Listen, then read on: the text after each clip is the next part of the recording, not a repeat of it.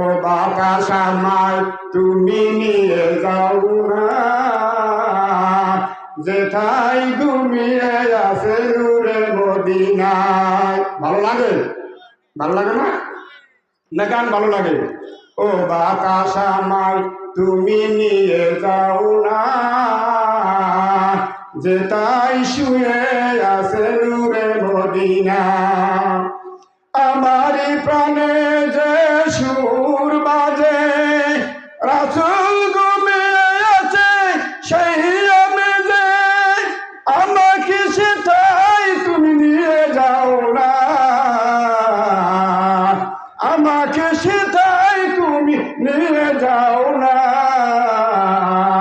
যেথায় শুয়ে আছে নূরে মদিনা।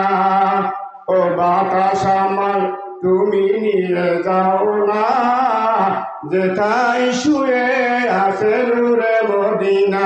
মদিনা যা দিচ্ছে করে, মদিনার মাটি মোর হৃদয় কাটি, রাসূল ফিরানে যার পরিপাটি, সেই মাটি ছুটে মোর হায় দেওয়ানা,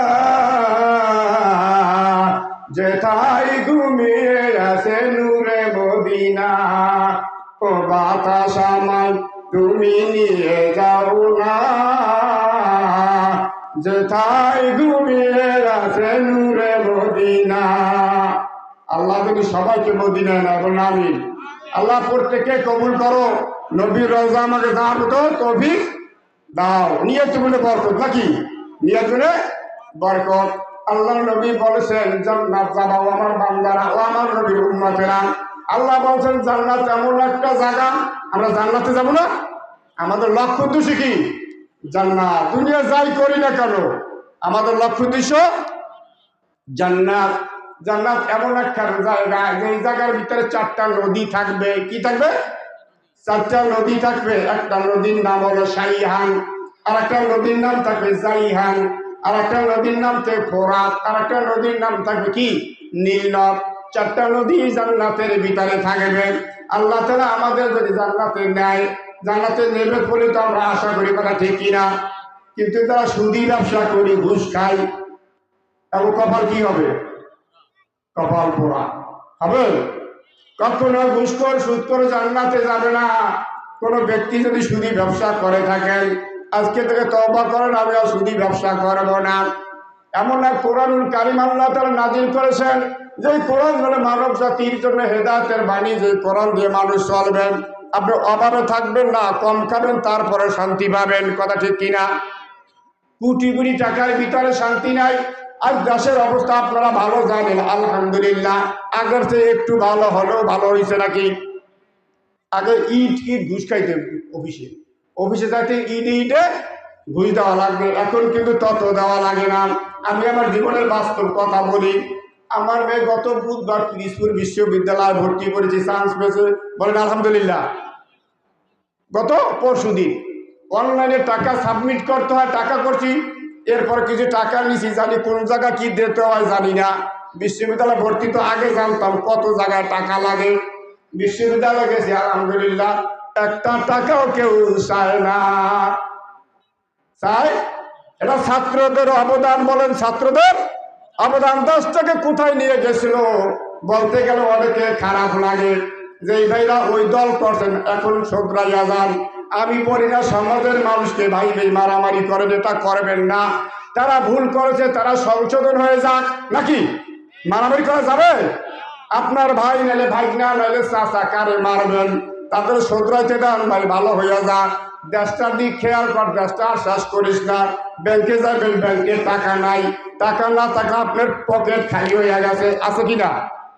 মানুষের অবস্থা এত খারাপ হয়ে গেছে, জনগণের পকেটে টাকা নাই, শেষ করে দিয়েছে। শেষ করে দেওয়ার পর তার লক্ষ্য ছিল এই দেশটাকে চেচনিয়া বসনিয়ার মতো অভাবে ফালাবে। আর 5টা বছর থাকলে একটা টাকাও ব্যাংকে থাকতো না, সব ব্যাংক দেউলিয়া হয়ে যাইতো। আপনার আমি মারামারি করতাম রাস্তায়, ওই চাকরা ঠিক কিনা? এটা কাগজ দেশ, ছাত্রদের দেশ। বলেন সুবহানাল্লাহ। ছাত্রদের দেশ, দেশটাকে ধ্বংস করে দিয়েছে। এবারও সে বলে যে শেখের ভাইয়া পলায় না, বলছে কিনা? কিছু কথা তো বলাই দরকার, নাইলে কাম নয়। যে কথা তিনি বলছেন শেখের মাজা ফলে না, সময় বেশি লাগে না, মাত্র 4 দিন পরই দেশ থেকে ত্যাগ। কদিন পর? 4 দিন পর শেখের মাইয়া শেখ হাসিনা গেছে রে ফলাইয়া, যাইবার সবাই নৌকা ডাবে দেশে রে ডুবাইয়া। কি ঠিক নাকি?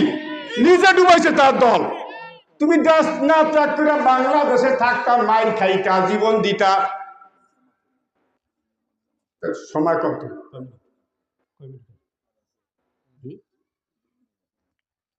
সময় একবারে কম।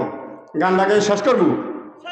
শেখের মাইয়া শেখ হাসিনা গেছে রে ফলাইয়া, যাইবার কালে নৌকা ডাবে দেশে রে ডুবাইয়া।